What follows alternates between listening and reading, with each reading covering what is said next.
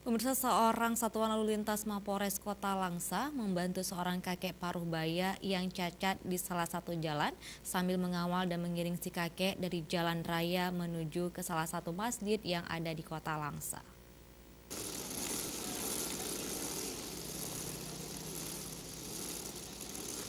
Beginilah aksi seorang anggota Satuan Lalu Lintas Mapores Kota Langsa mengawal serta mengiring seorang kakek parubaya dengan kondisi fisik cacat di Jalan Raya Medan Banda Aceh, tepatnya di simpang Kampung Tengah Kota Langsa.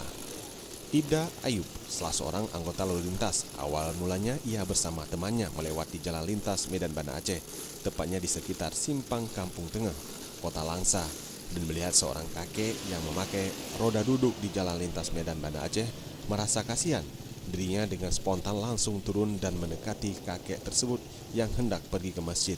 Tak lama ia pun langsung mengantar kakek dengan sabar mengawal hingga sampai ke masjid.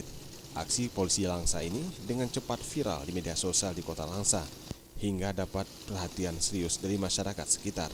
Dan aksi sosial polisi ini adalah murni untuk membantu para penyandang cacat agar selamat di jalan raya, terutama kaum disabel yang memiliki kekurangan.